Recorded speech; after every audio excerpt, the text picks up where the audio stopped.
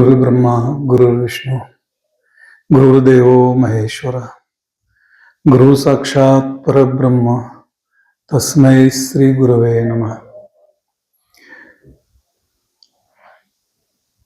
परमपूज्य आचार्य सस्नेही प्रवीणनाथ आणि आपण सगळे साधक मंडळी, खर तर 1000 किलोमीटरचा 24 तासाचा प्रवास करून आपण इथपर्यंत पोचलो. सगळ्यांचे चेहरे थकलेले, गळलेले. अशा याच्यात मूळ विषयाकडे जाताना जरा संकोच वाटतोय.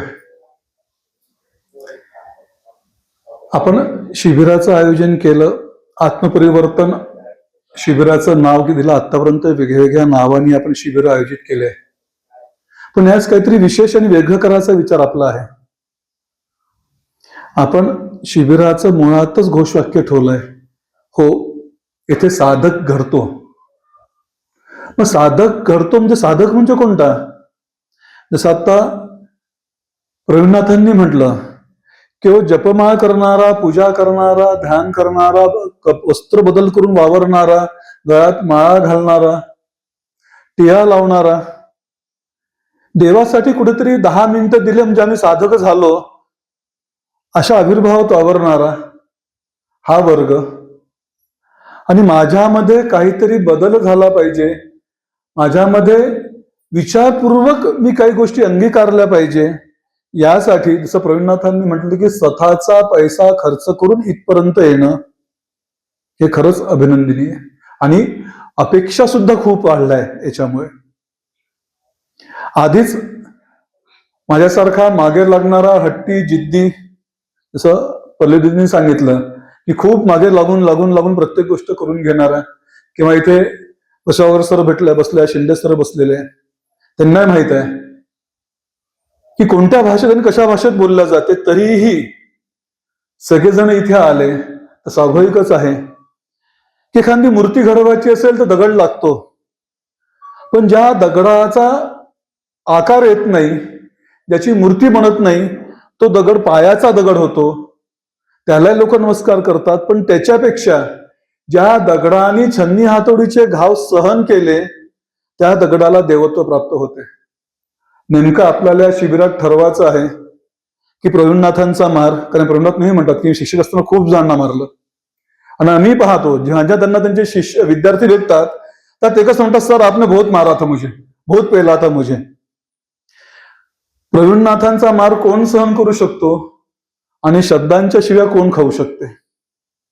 हे जेव्हा दोन्ही जमेल तेव्हाच आमच्यामध्ये काहीतरी परिवर्तनाची सुरुवात होईल. परिवर्तन म्हणजे एकदम आज बोलणं उद्या झालं असं होणार नाहीये. मुळातच साधक हा चिंतनशील असावा. तो कसा असावा? तर कोणत्या विचारांचा विशेषतः विचार करावा. हे शिबिर म्हणत नाही की मुळात सगळ्यांना परिवर्तन पूर्ण करेल, आम्हाला खूप वेळ एकत्र यावं लागणार आहे. असं म्हणू की नर्सरीची सुरुवात, जी मुलगा पहिल्या नर्सरीत जातो, कुठेतरी अ शिकतो, कदाचित ही सुरुवात सुद्धा ही असेल. काही जणांना खूप बाळभूत शिबिर वाटेल, काहींना हे पटणारच नाही. मी ते कोणाला कोणत्या अपेक्षा व्यक्त करा किंवा अपेक्षा ठेवा असं मी सुद्धा म्हणत नाही, मी करत नाही. तुम्ही देवाला माना नका मानू, तू देवाला हात जोडा नका जोडू, माळ करा नका करू, उपास करा नका करू, पण जो स्वतःमध्ये परिवर्तन करू शकतो, स्वतःला शोधू शकतो, स्वतःतल्या दोषांना स्वीकारू शकतो, गुणांना नाही. गुणांची माहिती सगळे सांगतात, पण आमचे दोष सांगणार कोण, आमचे दोष व्यक्त करणार कोण, आमचे दोष बदलासाठी प्रयत्न करणार कोण? जो प्रयत्न करतो, ज्या प्रयत्नांमध्ये तो सतत सातत्य ठेवतो, तो खरा साधक असतो. एका वाक्यात जर व्याख्या करायची असेल तर साधयती ती साधक आहात. ज्याला काहीतरी साध्य करायचं आहे, मग काय करायचं आहे? आमचे स्वप्न खूप मोठे आहे, प्रत्येक स्वप्न वेगवेगळे असणार आहे, असायला पाहिजे. पण स्वप्न कोणते? नेमके इथे साधायचं काय आहे? इथे हा साधयतीमधला स कोण आहे? इथे अधिकत्व आलं पाहिजे. तो स म्हणजे तुमच्या आमच्यात विराजमान असलेलं जे आत्मतत्व आहे, तो आहे. आम्ही आत्मपरिवर्तन शिबिर म्हणतो आहे, म्हणजे स्वतःला बदलायचं आहे का? मग स्वतःला बदलायला अनेक प्रकारचे साधनं मिळतात, बाजारात उपलब्ध आहे.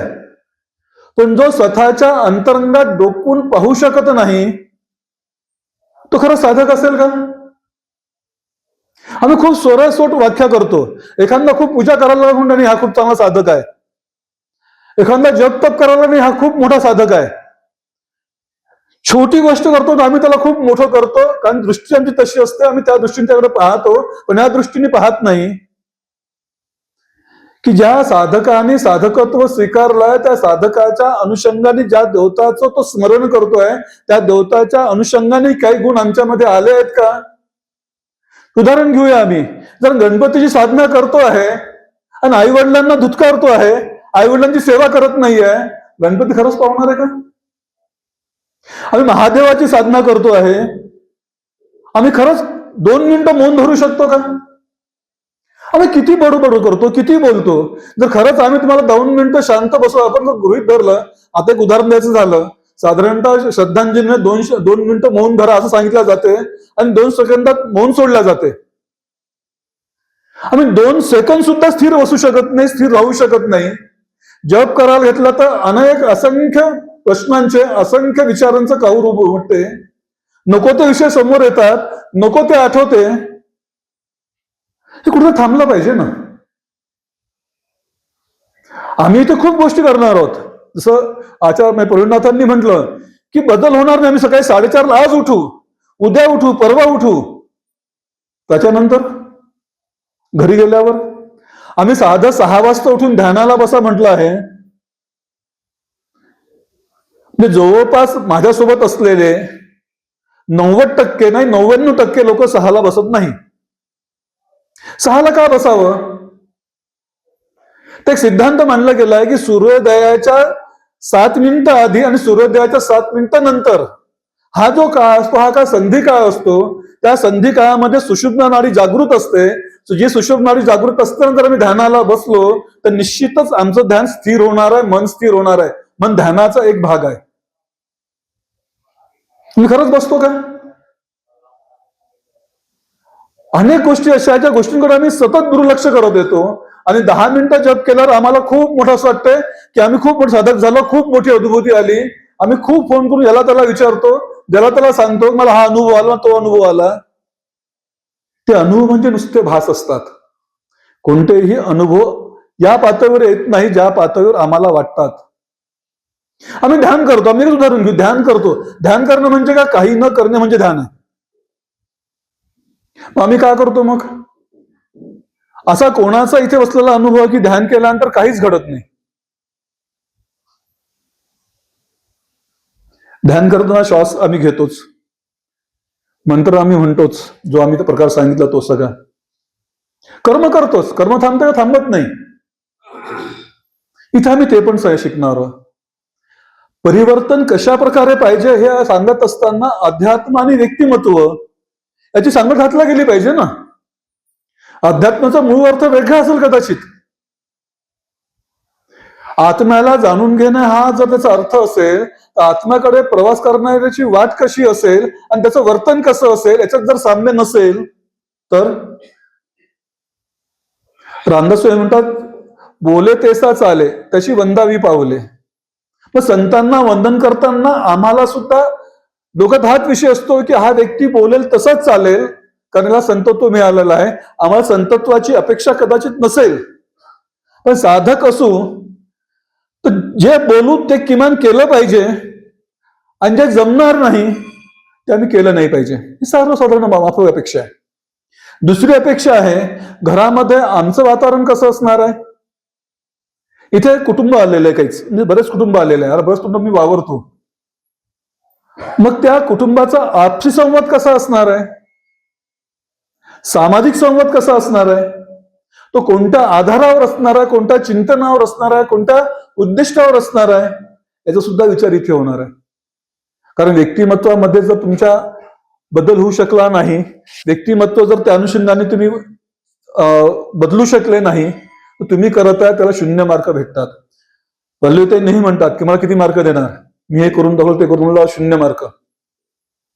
खरदाविषयी बोलायचं नाही तरी बोलताय, कारण मी करतो ही भावना जिथे संपायला पाहिजे तिथे जर ती भावना उमटत असेल तर मी काहीच करत नाहीये.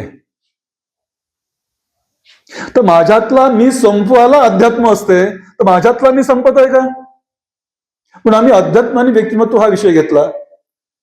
दुसरा विषय घेतला की आमचा पिंड तयार कसा होतो, कशामुळे होतो, का होतो. की साधक हा केवळ जपतप आणि साधक होत नाही. त्याचा गीता सांगते युक्त आहार आणि युक्त विहार जर असेल तरच तो साधक होऊ शकतो. कारण पोटात जाणार अन्न आमचा पिंड आणि आमचा स्वभाव बनवतो. आम्ही सहज म्हणतो मन अस्थिर लागत नाही. हा प्रश्न अर्जुनाला पण आला होता, पडला होता. कृष्णाने एका शब्दात उत्तर दिलं, अभ्यास आहे ना तू कौंतेय. मग आमचा अभ्यास किती आहे? पुस्तकी अभ्यास नाही. कठोपनिषद सांगते शब्दांच्या बळावर तुम्ही आत्म्याला जाणून घेऊ शकत नाही. आत्म्याला जाणायचं असेल तर गुरुच्या पायाशी बसूनच, गुरुला शरण जाऊनच, गुरु सांगेल ते कृत्य करूनच, ती क्रिया करूनच तुम्हाला आत्मतत्व प्राप्त होणार आहे. म्हणून आम्ही इथे विषय हा पण घेतलेला आहे की सत्शिष्याची पात्रता का करा. मला गुरुकृपेचा अधिकारी व्हायचं असेल तर सत्शिष्य व्हावं लागेल. साधक या ढाच्यातून गेला पाहिजे. साधकांनी जे घाव झेलले पाहिजे. मी असं म्हणतात असं विचार करतो, आता जितके चरित्र आम्ही यांचे वाचले, जे संतांचे वाचले, त्याच्यात गोंदवलकर महाराजांसारखा परीक्षा गुरुनी कोणाचीच नसेल पाहिली. असा परीक्षा देणारा कोणताही शिष्य नसणार आहे या भूतलावर. इतक्या कठीण शिष्य त्या परीक्षा त्यांच्या पाहिल्या. एक जर छोटं सांगितलं तर आपल्याला वाटेल की त्याचे गुरु होते की कोण होते. जेव्हा 8 वर्षाचा 10 वर्षाचा गणा गुरुकडे गेला तर गुरुंना दगड मारावे. दूर कुठेतरी उसाच्या माळ्यात खळात चाललं जावं, त्या मागे या बालगणूने धावत धावत जावं, अंग कापलं जावं, रक्त यावं. तरी गुरुच्या पाया आम्हाला मिळायला पाहिजे, गुरु कृपा झाली पाहिजे म्हणून त्याच्या बागेत ध्यास घेऊन चालले. चालताना पायाने तुकाईने दगड फेकून मारावे, शरीरात दगडाचा घाव सहन करावा. अहो तुम्हाला साधं बोललं तर दुसऱ्या वर्षी घरी येत नाही आमच्या. हे घडतं की नाही? अनेक जण आम्ही असं आहोत की गुरु आम्हाला काहीच देत नाही म्हणून गुरुपासून दूर होतो. और गुरु काहीच देत नसतो. खरं आम्ही काहीही देत नाही कोणाला. एका चौकातून उभं करतो आणि फक्त सांगतो नागपूरला जायचंय, मुंबईला जायचंय, दिल्लीला जायचं, हा रस्ता आहे तू धर. रस्ता आपल्याला धरायचा आहे. एकदा असं घडलं की नदीच्या किनारी तुकाई आणि गोंदवलकर महाराज म्हणजे गणा बसले असताना तुकाईने सांगितले 4 मुलं खेळत आहेत ना, त्यांना पकड, 4 फुटाचा गड्डा कर, त्या गड्ड्यात त्या सगळ्या मुलांना टाक, त्यावर माती टाक, त्याच्यावर तू बस, जोपर्यंत मी म्हणणार नाही तोपर्यंत उठायचं नाही, हलायचं पण नाही. किती विचित्र परीक्षा. गोंदवलकर महाराजांनी केलं, मुलांना घेतलं, गड्ड्यात टाकलं, माती टाकली, त्यावर बसले. पालक आले मुलांना सायंकाळ होत गेली, मुलांना शोधायला आले. मुलं कुठे गेले पाहायला लागले. तुकाईला विचारलं, तुकाई मग तो जो आहे ना तो तांत्रिक आहे, तुमच्या मुलांचं आसन करून तो तंत्रविद्याचा पाठ करतोय, तर चांगलं मारा. अक्षरशः इतकं मार खाल्ला तरी आसन सोडलं नाही, आसनावरून ढळलं नाही. अहो तुम्हाला साधं म्हटलं की 2 कामं करा, ते म्हटलं तुमच्या घरचे नोकरा का म्हणणारे लोक सुद्धा आम्हाला भेटले. हा माझा अनुभव नाहीये, प्रवीणनाथांचा तोच अनुभव आहे. प्रवीणनाथ हे म्हणतात ज्याच्या जावेत ज्याच्या अंशा तेव्हा कळे. गुरुपद सोपं नाहीये. गुरु हा व्यक्तीला घडवत असताना स्वतः आधी पहिले तयार झालेला असतो. मग तुम्हाला आपल्याला सांगतोय की हे काम करा, अशा पद्धतीने वागा, अशा पद्धतीने करा. हा तुम्हाला भौतिक काहीच देणार नाही. तुमचं प्रमोशन व्हावं म्हणून गुरु काहीच करणार नाही आणि करू नये त्याने. तुम्हाला त्या मार्गावर सोडा जिथे भगवंताची इच्छा ही अंतिमतः असेल, त्या मार्गावर म्हणून सोडायचं काम गुरुच असते. मग परिवर्तन कोणतं पाहिजे आम्हाला? इथे म्हणजे आचार्य बसलेले आहेत, प्रवीणनाथ आहेत, कस्तुरे महाराज आहेत. हे सगळे कोण आहेत? का यांच्या वेळी असे प्रसंग आलेच नाही कोणते? म्हणजे प्रवीणनाथांचं एक उदाहरण द्यायचं असेल तर जेव्हा ते अमरकंटक ध्यानाला बसले होते, सापाने चावलं माहित नाही, जेव्हा कुठे ती गारवा छातीला लागला तेव्हा हे काय आहे कुठे काहीतरी खेचून फेकलं, तेव्हा कळलं की साप चावला आणि विष शरीरात भिनलाय. की गुरुच्या भजनातून विषाचा निचरा करणारा हा व्यक्ती, म्हणजे त्यांनी म्हणतोय शंकरांनी विष पिलं, खरोखर त्यांनी विष पिलंय. एवढा अतूट श्रद्धा, एवढा अतूट विश्वास जर आमच्या गुरुवर असेल तर निश्चित आमच्यात परिवर्तन होणार आहे. कारण गुरुशब्द हा मोक्षाचा कारक असतो. गुरुमंत्र मला त्या मोक्षाच्या दिशेने घेऊन जाणारा असतो. म्हणून सत्शिष्य बनणं हे सगळ्यात महत्वाचं आहे. ती बनण्याची क्रिया इथून सुरू व्हावी या अपेक्षेने हे शिबिर आपण घेतलेलं आहे. साधक इथे घडतो ही गोष्ट खरी आहे. तो घडतो कसा? त्या सगळ्या क्रियेतून गेल्यावर. म्हणजे आम्हाला अन्न कोणतं खावे, अन्नमय कोशातून आम्ही सांगणार आहोत. आम्ही मारे तोंडाने म्हणतो की उदाहरण भरण नव्हे जाणीचे यज्ञ कर्म. जर असं मीठ कमी झालं, मला आठवतंय मागच्या एका शिबिरामध्ये अन्नात मीठ टाकलंच नाही. चेहरा कसा होता आमचा सगळ्यांचा? किती जण ते आचार्यावर धावत धावत गेले, अरे याच्यात मीठ नाहीये. ज्या गुरूंनी 2-2-3 दिवस अन्न ग्रहण केलं नाही असे लोक इथे आपल्या इथे बसलेले. 18 किलोमीटर पायी चालून शाळेत गेलेले, 100 घागरी पाणी भरलेलं आहे. आम्ही तर काहीच करत नाही. श्रम तर आम्हाला माहित नाही. बरं एवढं नाही, जर आमच्या घरात मुलगा गुणवत्ते यादीत आला तर आमचे स्वप्न मोठे असतात, त्याचे स्वप्न त्याहून मोठे असतात. म्हणजे अशा व्यक्ती बसले की जी 10वीच्या परीक्षेत बोर्डामध्ये पहिली आली असताना सुद्धा हे ठरवलं की मला वैदिकच व्हायचं आहे. मला भारतातल्या त्या सभ्यतेचं, भारताच्या प्राचीन परंपरेचं ज्ञान मला घ्यायचं आहे. तो व्यक्ती स्पष्ट घरी सांगतो, घराची हालाखीची परिस्थिती असताना स्पष्ट सांगतो की मी कुठे जाणार नाही, मी काही शिकणार नाही, इंजिनियर होणार नाही, डॉक्टर होणार नाही, मी वैदिक होईल. ही परमोच्च श्रद्धा ज्याच्याजवळ आहे तोच आचार्य बनतो. जर आम्हाला साधक बनायचं असेल ना, तो 4 दिवसांनी 3 दिवसांनी काहीच बदल होणार नाही. तुम्ही गुरु करा नका करू, पण एक चांगला माणूस घडण्यासाठी इथे येऊन रोज जे जे घडतंय त्या गोष्टींचं निरीक्षण करा. त्या गोष्टी कितपत कळल्या त्या आमच्या वहीमध्ये उतरा. आपण स्पष्ट लिहिलंय की येताना वही आणि पेन आणावा. का? खूप काही आम्हाला लिहून काढायचं नाहीये, भाषण लिहून काढायचं नाहीये. पण भाषण झाल्यानंतर आमच्या स्मृतीला अशी सवय पडली आता नवीन या पिढीला की काही गोष्ट झाली तर ChatGPT. मी कधीच असं वाटते उद्या नोकरी सुद्धा ChatGPTच करणार आहे. आम्ही करणारच नाहीये. साधी म्हणजे आम्ही आता प्रेस लाईनला होतो, आताही आहे, जेव्हा बातमी वाचना कळते बातमी भारताने लिहिली आहे की ChatGPT लिहिलेली आहे. इतकं आम्ही परावलंबी झालेलो आहे. आम्हाला स्वावलंबन शिकायला इथे आम्ही आलेलो आहे. कारण आम्हाला आमच्यासाठी वेळ नसेल, आम्हाला आमच्यामध्ये काय बदल करावे कळत नसेल, आम्ही चिंतन करू शकत नसू. चिंतन म्हणजे खूप मोठी प्रक्रिया नाहीये किंवा मुद्दाम बसलो आणि खूप गंभीर झालो, मुळीच नाही. साधक किंवा आध्यात्मिक व्यक्ती हा गंभीर नसतो. जो गंभीर असतो तो फक्त ज्ञानी असतो. आता कृष्ण सांगा कुठे गंभीर राहिला? कृष्णाचे एवढे गोडवे गातो, कृष्णाचं चरित्र वाचतो. किती जणांनी वाचलं, किती गीता वाचली हे माहित नाही. गीता सुद्धा खूप गंभीरतेने सांगितलं गेली आहे का? विषय सगळे आलेले आहे, पण ज्या सहजतेने गीता सांगितली ती सहजता आमच्यामध्ये येऊ शकते का? आम्हाला एवढंच मिळालं तर मी हातभर करतो. हा अनेक जण आम्ही पाहिलेले आहे.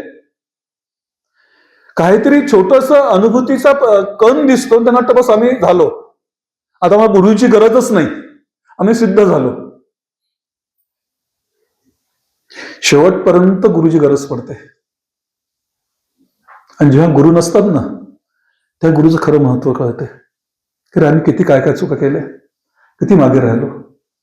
कारण गुरु हा वारंवार आम्हाला आमच्या अंतरंगात मागे मागे घेऊन जात असतो. आमचं खरं स्वरूप आम्हाला दाखवत असतो. जसं आम्ही आरशामध्ये जेव्हा आंघोळ झाली किंवा बाहेरून आल्यावर पाहतो, जर बाहेर जायचं असेल नट्टापट्टा करताना मुद्दाम पाहतो 4 लोक आम्हाला कसं म्हणतील, काय म्हणतील. साधक हा कधीच पाहत नाही. मग तो आरसा कोणता असावा साधकाचा? मग देह नावाची वस्तू जी साधकाला मिळालेली आहे त्या देहाचं संगोपन त्यांनी कसं करावं किंवा संगोपन करावं का? आमच्या इथे असं म्हटलं आहे की देह देवाचं मंदिर. मग खरंच मंदिर आहे का? वेदांत म्हणते देह हा नासका आहे, कुचका आहे, मातीचा आहे. मान्य आहे. पण देह त्या साधनेचं साधन आहे की ज्या गोष्टी आम्हाला साधायच्या आहे, परमेश्वर प्राप्ती असेल, परब्रह्म प्राप्ती असेल, ज्ञान असेल किंवा योग समाधी असेल, त्या सगळ्याचं साधन जर देह आहे, देहाचा विचार आम्ही कसा करणार आहे? अन्नमय कोशाने शरीराची जडणघडण व्हावी, शरीर सशक्त व्हावं, पण शरीरच कळलं नाही तर आम्ही करणार काय आहे? आम्ही आहे तसं मरण येत नाही म्हणून जगतोय आम्ही, ही ऍक्च्युअली फॅक्ट आहे की जन्म आणि मरणाच्या मधातला जो काय व्यतीत करत आहे, तो काय व्यतीत करणं म्हणजे आमचं जीवन जगणं आहे.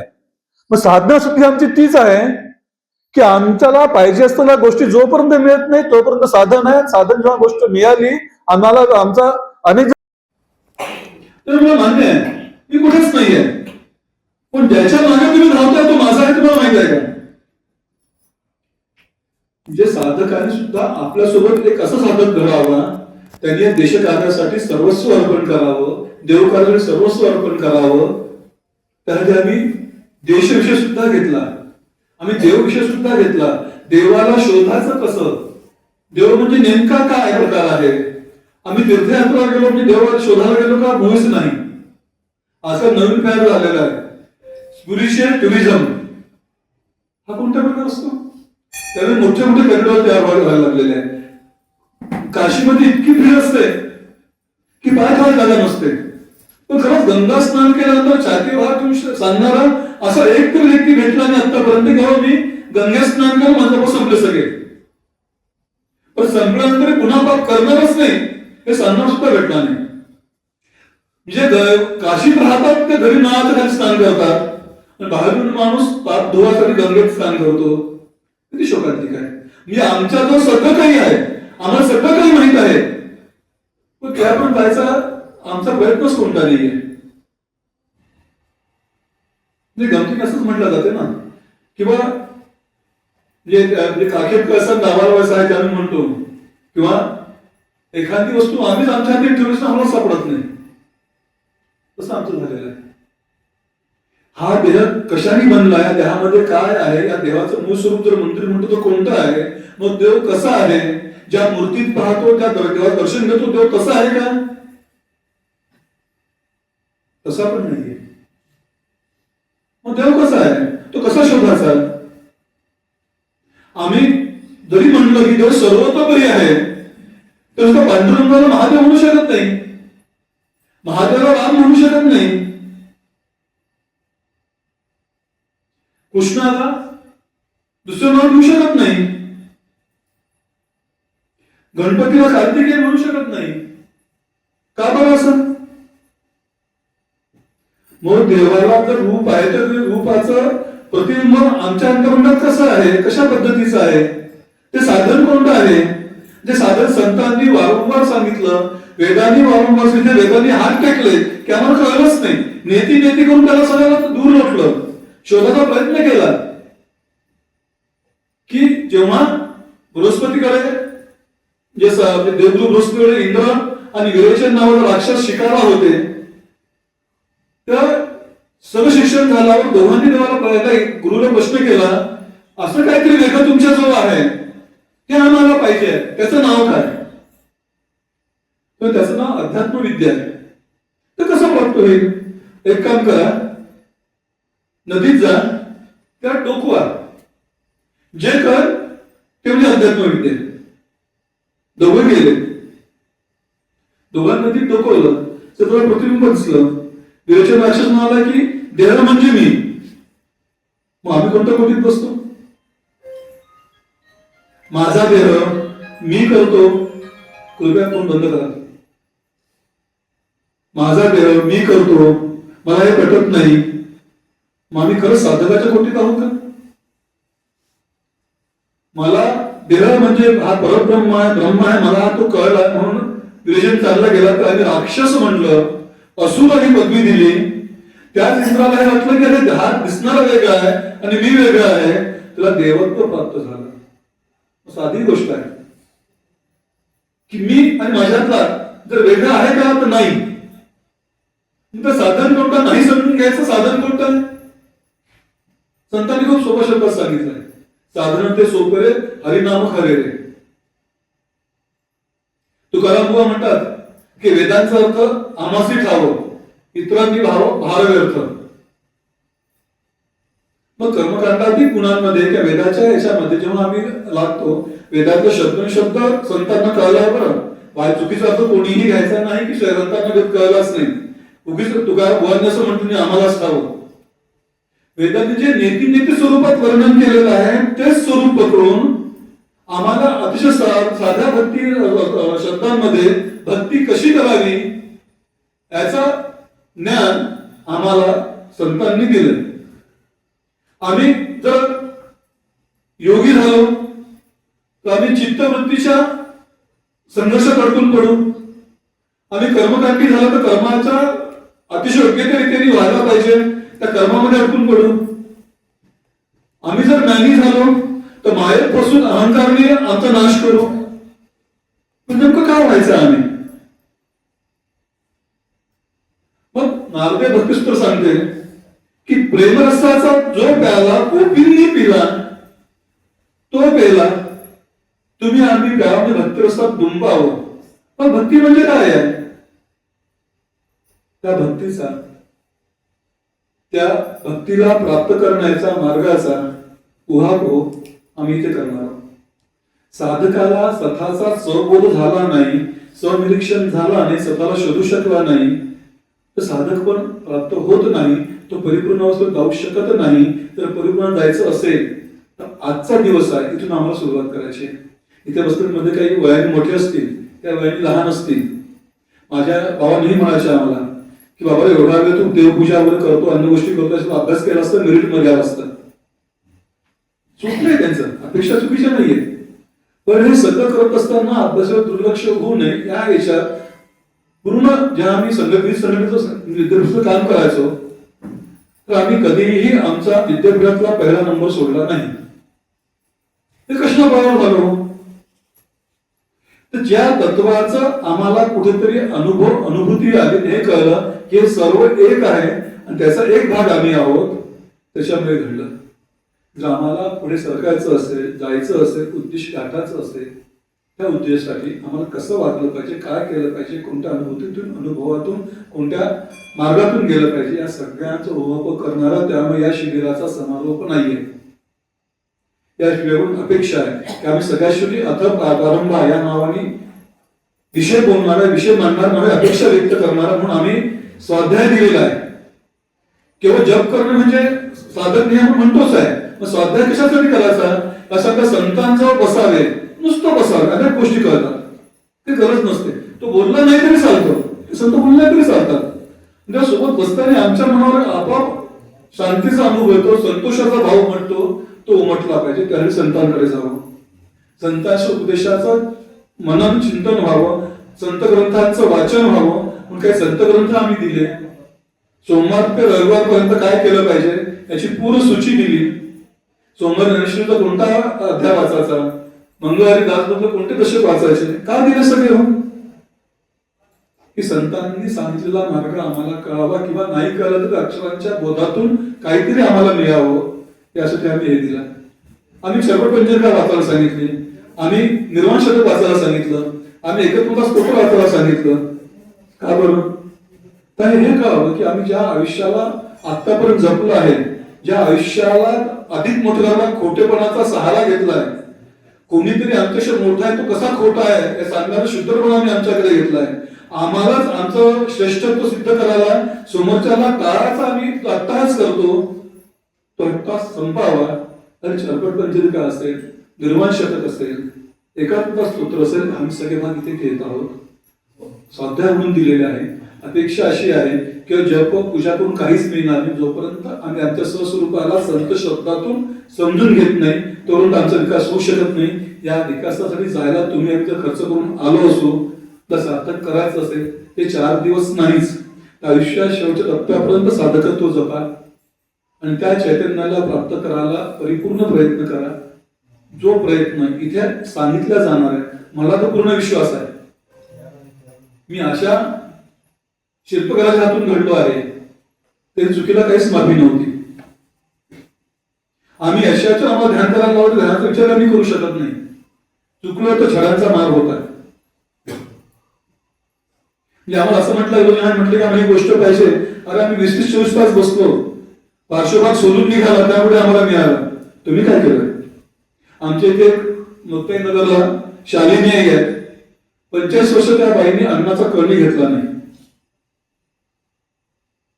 बरोबर तोडतो आम्ही करू शकत नाही. मग काय केलं पाहिजे याचा शोध घ्यायला शिबिराचं आयोजन आहे. म्हणून आम्ही म्हटलं की साधक घडू शकतो, घडवणारे हात पाहिजे. सुदैवाने इथे आचार्यांच्या सोबत प्रेरणात आहेत. निश्चित तुम्ही आम्ही साधक म्हणून परिपूर्णतेच्या दिशेने घडणार आहोत. हा आत्मविश्वास जागृत व्हावा, आम्हाला स्वचा बोध व्हावा. आणि प्रत्येक जण येताना रोज पेन आणि वही आणणारच आहे. आणि नुसतं ऐकायचं नाहीये, तर ते लिहूनही काढायचं आहे. आपल्या सगळ्यांना, माझ्या बरोबर मी पण साधक आहे. ते झालेल्या गुरुत्वाला असं 2 जण आहेत मोठे व्यक्ती, आम्ही साधकच आहे. मी तुमच्यातलाच आहे. तुमच्याकडून आम्हाला काही नवीन मिळावं, त्यासाठी आपण आत्मलेख हा शब्द प्रयोग वापरला. गटशा चर्चेमध्ये मला काय कळलं, मी माझ्यात काय बदल करू शकतो, यासाठी आत्मबोध गटचर्चा आहे. तर तुम्हाला आम्हाला सुद्धा खूप शिकायला भेटणार आहे. तुम्ही